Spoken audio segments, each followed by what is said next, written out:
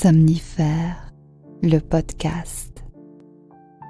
Bonsoir à toutes et à tous, nous sommes le mercredi 15 décembre et Somnifère vous emmène ce soir dans la campagne suisse où une jeune femme a passé ses jeunes années et se remémore ses souvenirs d'enfance.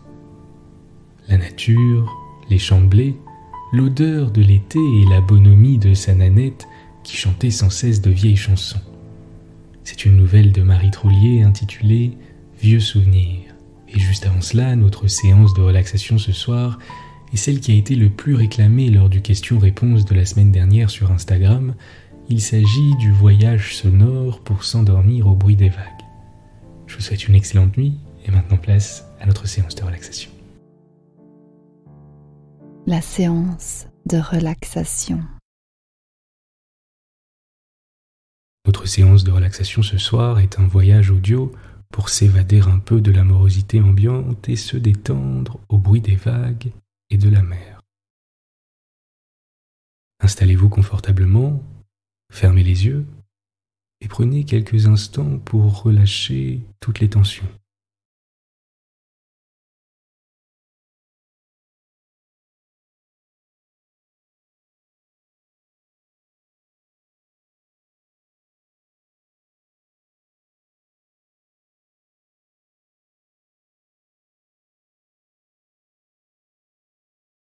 Quand vous êtes prêt, prenez une grande inspiration, gonflez votre ventre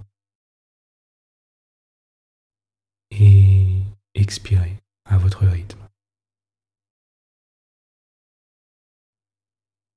À nouveau, une grande inspiration, on gonfle les poumons un maximum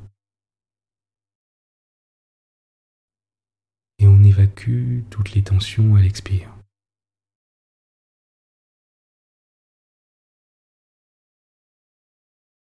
Imaginez-vous à présent sur une plage.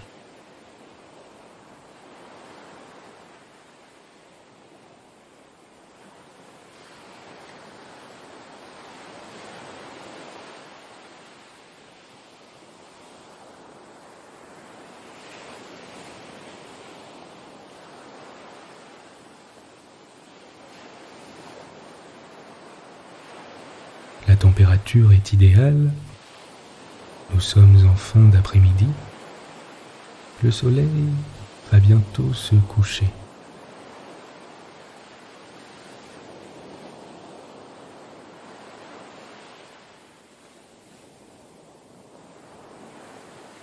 Il ne fait ni trop chaud, ni trop frais.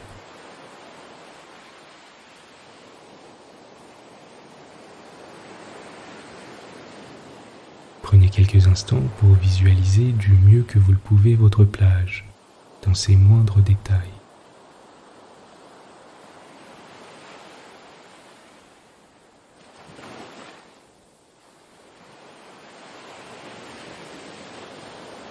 C'est peut-être une plage que vous connaissez ou une plage que vous imaginez.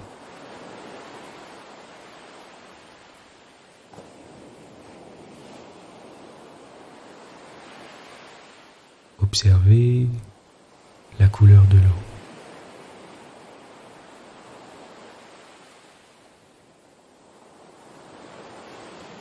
La couleur du sable.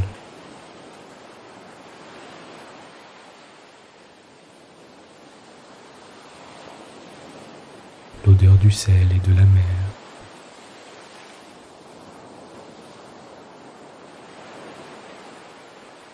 La brise qui vous caresse le visage.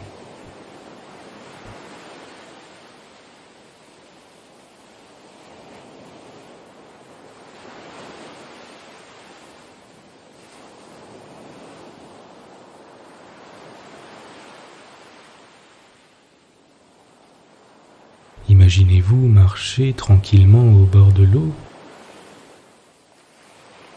en écoutant la douce musique des vagues qui vous accompagne.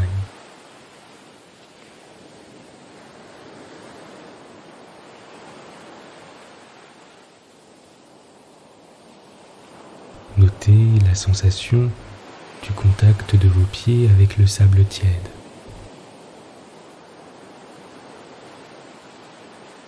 Observez comme c'est agréable.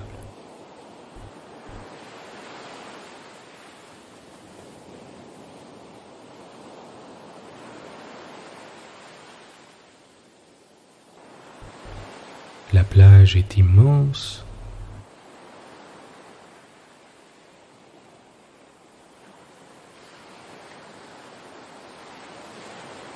Vous continuez d'écouter les vagues s'écraser sur le rivage.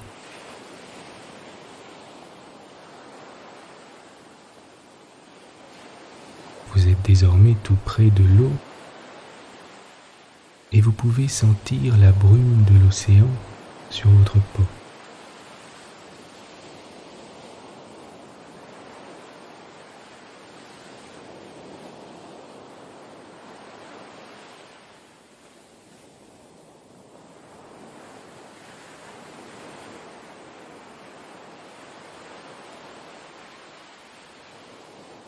Vos pieds s'enfoncent dans le sable tiède et quelques grains viennent se loger entre vos doigts de pied.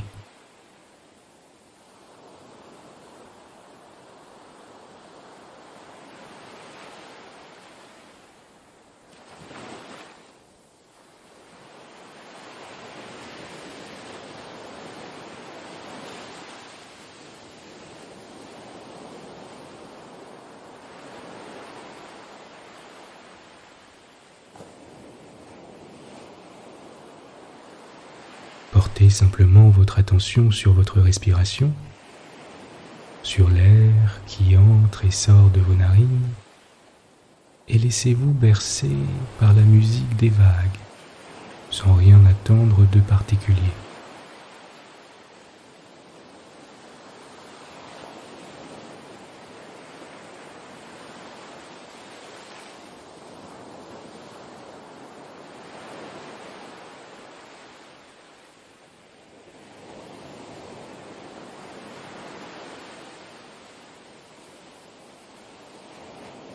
Vous vous approchez un peu plus de l'eau et le sable devient plus ferme, plus humide.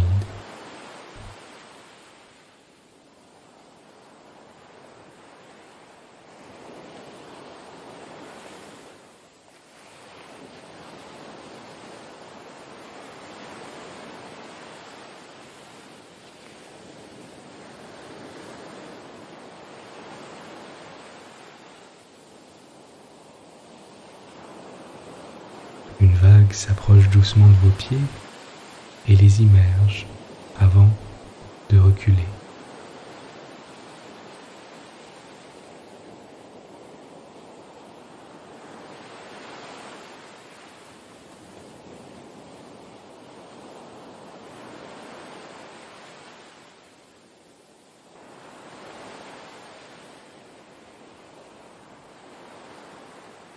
Les vagues continuent de s'échouer sur vos pieds et vos chevilles alors que vous prenez un grand bol d'air frais.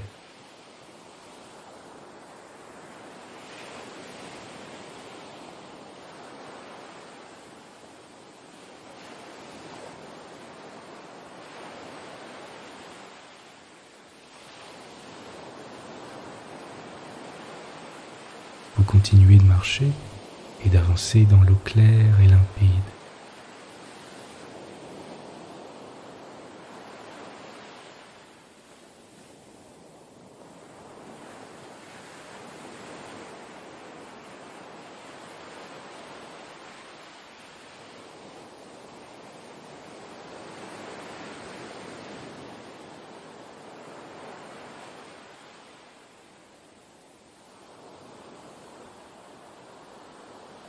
L'eau est si claire que vous pouvez voir vos pieds à travers.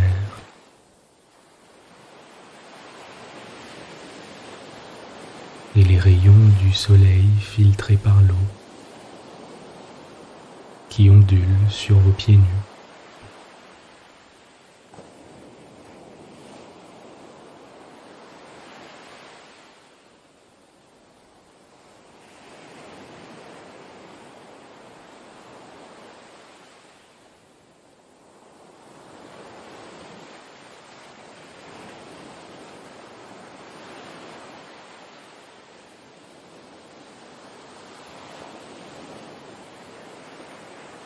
Vous pouvez, si vous le souhaitez, aller plus loin dans la mer et même nager dans l'eau claire, ou alors simplement rester là et profiter du moment.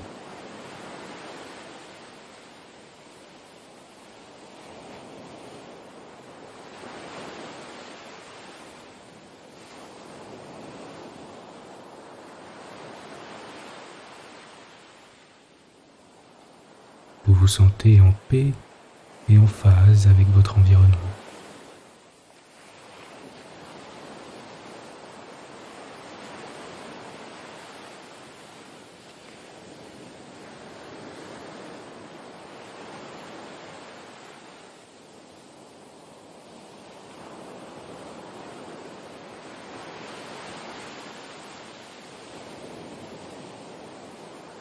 Continuez de porter votre attention sur votre respiration et sur le bruit des vagues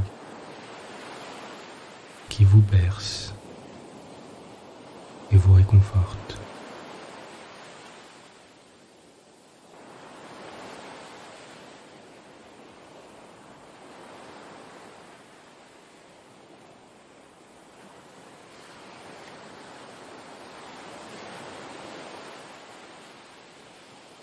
Prenez quelques instants pour vous concentrer sur ce que vous voyez autour de vous.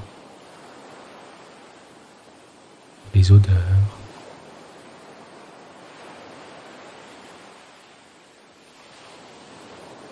les sensations de l'eau contre votre peau,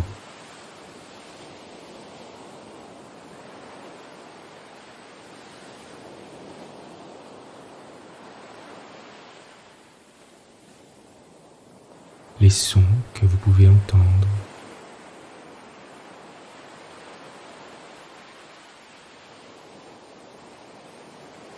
le goût de l'eau salée à vos lèvres,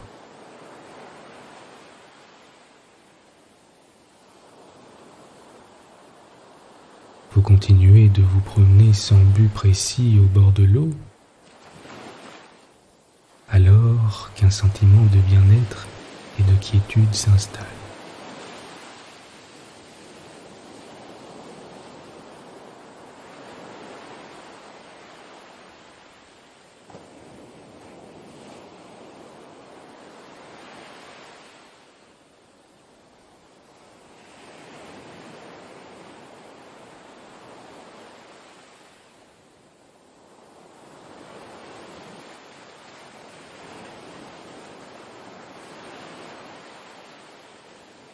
Vous décidez de vous allonger un moment et de vous laisser bercer par le bruit des vagues. Peut-être sur une chaise longue, peut-être sur une serviette, peut-être à même le sable.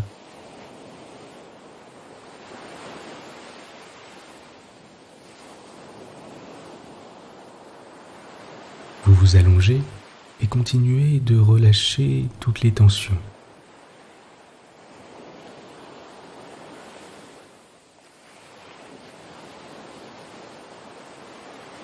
Sentez comme un vent de relaxation venir envelopper la plante de vos pieds.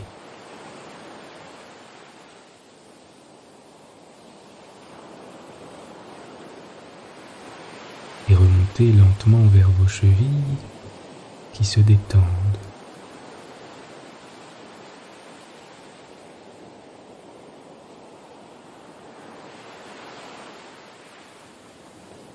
Ainsi que vos mollets qui se décontractent.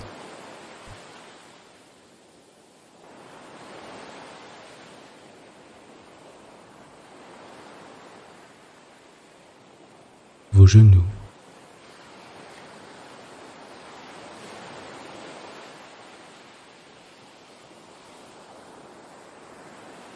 Vos cuisses.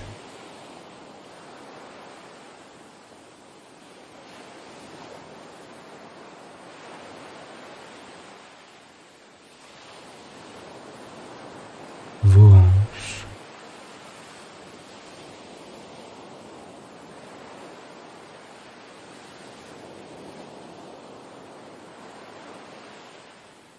Votre ventre.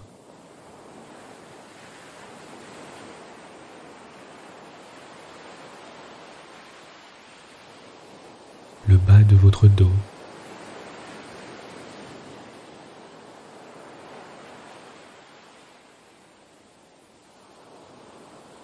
jusqu'à remonter lentement, vertèbre par vertèbre, en douceur, jusqu'au trapèze.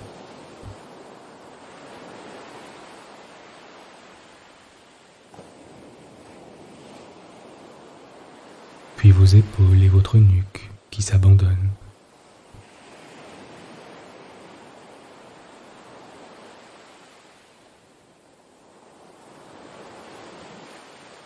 Votre mâchoire,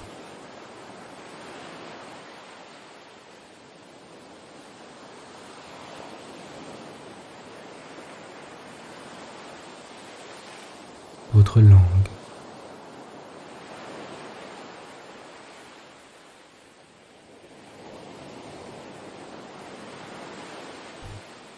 vos tempes,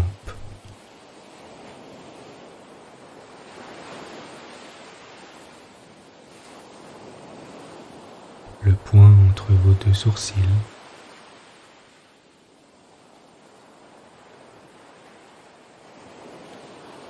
et le dessus de votre tête.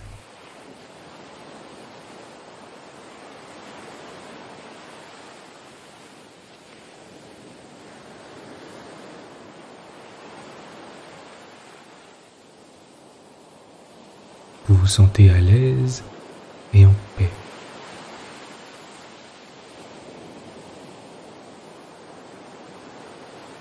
Un peu comme dans du coton.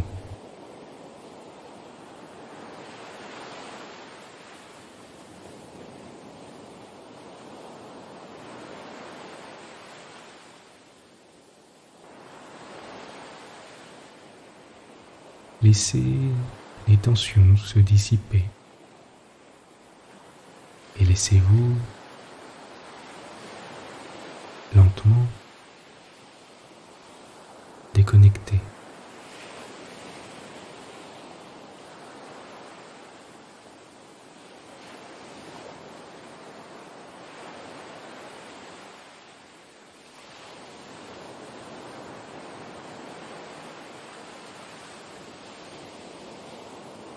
À présent, portez simplement votre attention sur votre respiration et sur l'air qui entre et sort de vos narines.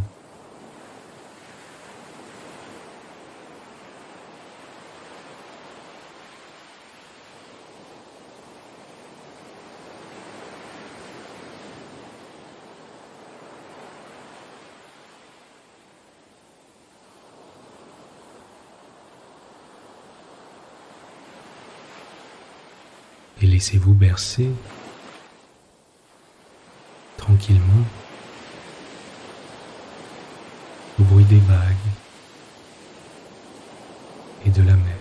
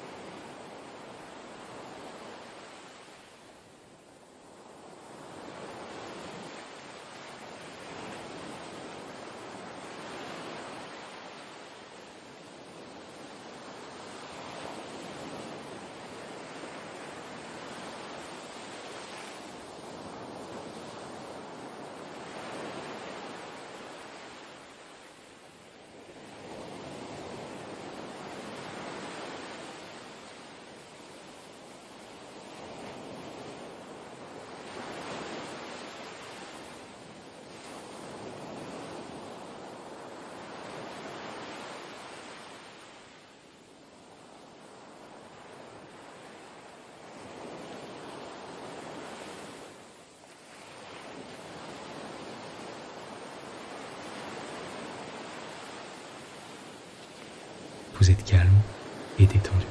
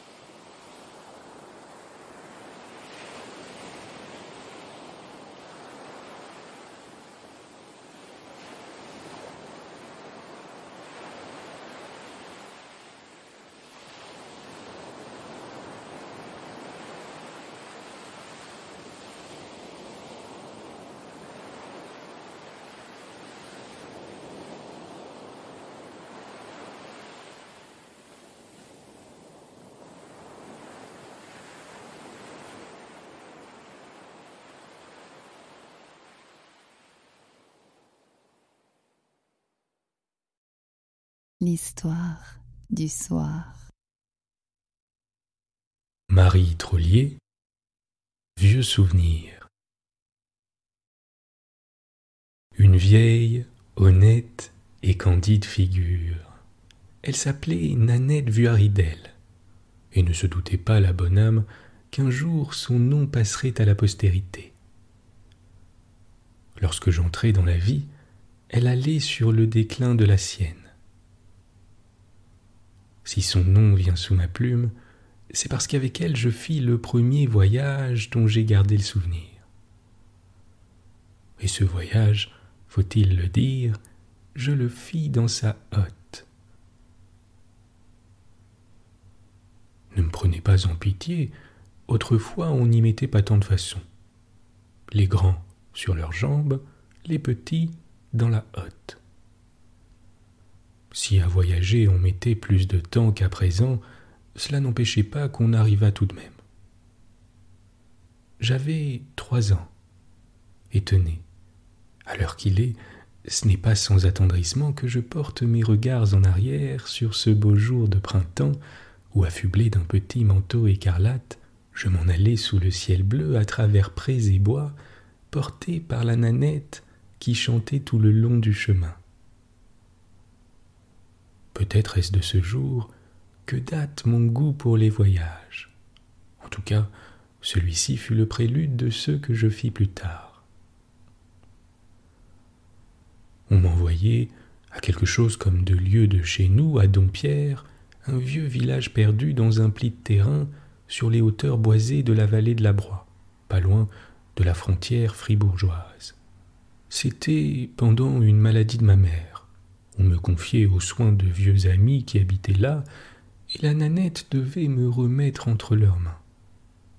Petite, et de plus maigre et sèche comme un fétu, la brave vieille portait gaillardement ses 62 ans.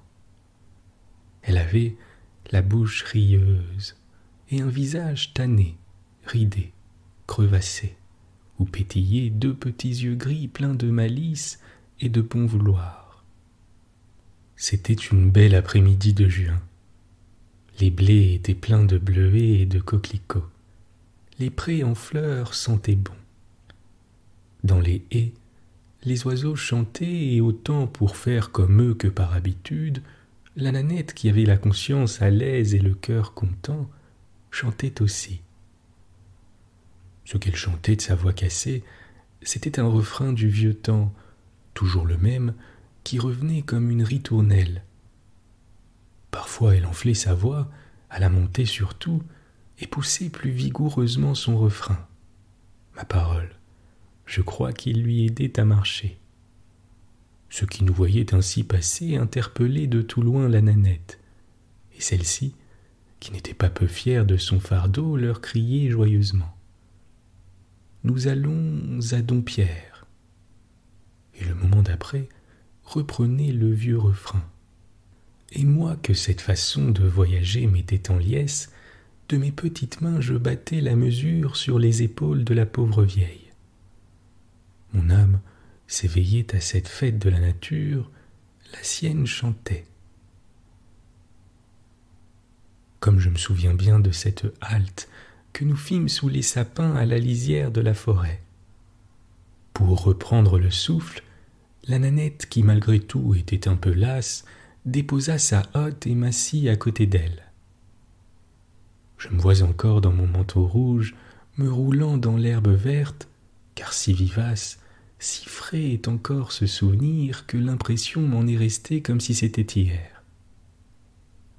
Pauvre, je l'ai dit, la Nanette avait le cœur content. Elle filait pour vivre et s'en faisait gloire. Sans mentir, elle pouvait se dire la meilleure fileuse du pays à plusieurs lieues à la ronde. L'ouvrage ne lui manquait pas.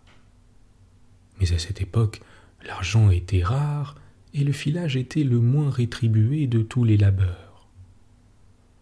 Elle habitait seule un petit logement, chambre et cuisine, qui donnait sur un jardin.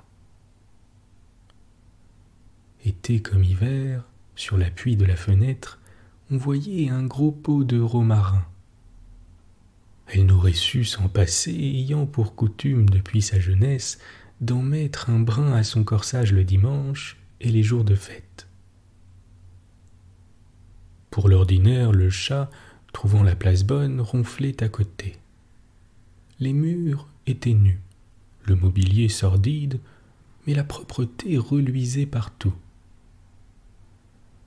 Seulette, la plus grande partie du jour, tout en faisant tourner son rouet, la Nanette chantait. Et vous pouvez m'en croire, ne s'en faisait pas faute. Tous ces vieux refrains, les uns après les autres, y allaient. « Ça fait passer le temps », nous répondait-elle à nous autres petits quand nous l'interrogions là-dessus. Dommage qu'elle n'ait pas vécu au temps de la reine Berthe. Pour certains, la royale filandière, si prompte à récompenser les braves ouvrières, l'eût tenue en grande estime. En hiver, pour épargner la lumière, et aussi pour avoir compagnie, la Nanette se réunissait le soir à 2 autres femmes qui habitaient la même maison. L'une était sa belle-sœur, la Françoise, une grosse femme un peu barbue et brusque d'allure. L'autre, tante Lisette, la veuve du maréchal dont le fils garçon d'une 12aine d'années, et un peu simple d'esprit, ne quittait jamais le jupon de sa mère. Le plus souvent, on veillait chez la Françoise, qui avait la plus grande chambre et la plus chaude. Les rouets s'arrondissaient autour du crésus, les 3 femmes s'installaient à leur quenouille, et le pied droit sur la planchette y allait si bravement que c'était tout plaisir de les voir. Les roues grinçaient, le fil ou la laine s'enroulait sur les bobines, et les langues allaient leur train. Par-ci par-là, le mari de la Françoise, assis à la cavette, mettait son mot à la conversation. Mais outre qu'il était un peu sourd, il lui arrivait presque toujours de s'endormir avant d'avoir achevé sa première pipe. La veillée coulait ainsi jusqu'au moment où, dans la rue, les pas traînants du guet et sa grosse voix se faisaient entendre.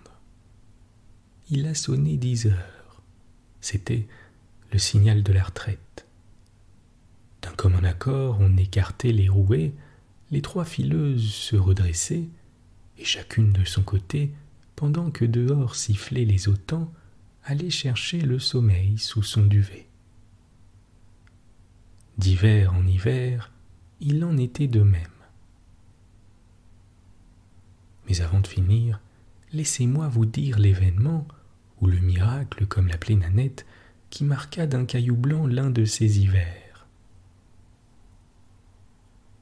La veille de Noël, dans le canton de Vaud, existait alors la coutume de fondre les plombs. D'où la coutume est venue, nul ne saurait le dire. Mais le fait est que beaucoup de gens, les jeunes surtout, plein de foi dans cette incantation, y pensaient lire l'avenir. Nanette excellait à les fondre et encore mieux à les expliquer. Au dire de plusieurs, ceux qu'elle fondait réussissaient. Aussi, cousins et cousines, voisins et voisines, se pressaient les uns après les autres chez elle pour lui faire fondre leurs plombs. Lorsque chacun était servi, la Nanette à son tour en fondait pour la Françoise, pour tante Lisette et pour elle-même, car pour rien au monde elle n'eût voulu déroger au vieil usage. Or cette fois, en pêchant son plomb, elle en attira à elle un morceau qui ressemblait à s'y méprendre à une sacoche bien garnie. Impossible d'en douter, c'était une bourse. « Je suis bien trompé si celui-là ne m'annonce pas de l'argent », exclama la bonne vieille que ce présage réjouissait visiblement. « Bah », ricana la Françoise, « j'aimerais bien savoir d'où il viendrait. » Comme si le bon Dieu ne pouvait pas faire des miracles, riposta vivement Nanette. « Je parie, répartit sa belle-sœur, qui voulait toujours avoir le dernier mot, que nous ne verrons pas ce miracle. » Elle eut beau dire, l'événement, comme on va le voir, donna raison à Nanette. La semaine n'était pas achevée qu'un matin où il neigeait à gros flocons, elle eut la surprise de voir entrer chez elle monsieur le greffier, qui la venait avertir que sa marraine, décédée quelques jours auparavant, lui avait légué 100 francs. Elle eut comme un étourdissement à cette nouvelle. Cet argent qui lui tombait du ciel avait toutes les proportions d'un miracle. En 3 mots, voici l'affaire. Cette marraine de Payerne qu'elle avait à peine connue, et qui de son vivant ne lui avait jamais donné de preuve de sa générosité, ne s'était pas autrement souvenue d'elle qu'en lui léguant ainsi qu'à tous ses autres filleuls et filleules, et ils étaient légion, la même somme de 100 francs, que du même coup, monsieur le greffier lui paya en beaux écus comptants. Elle n'en avait jamais vu autant, et restait muette tant l'émotion lui serrait la gorge. Mais quand elle put parler, je l'avais bien dit, que le bon Dieu peut toujours faire des miracles. Ce furent ses premiers mots. Il va sans dire que la Françoise eut la bouche fermée. Et maintenant que le temps a passé sur tout cela, et que la figure de cette bonne vieille, comme tant d'autres, a disparu, il m'est doux de la faire revivre. Car bien qu'avec les années mon humeur vagabonde m'ait poussé à de nombreuses excursions lointaines, rien n'a pu effacer de ma mémoire le souvenir du jour où, pareil au chaperon rouge avec mon manteau écarlate, je fis mon premier voyage dans la hotte de Nanette Vuaridel.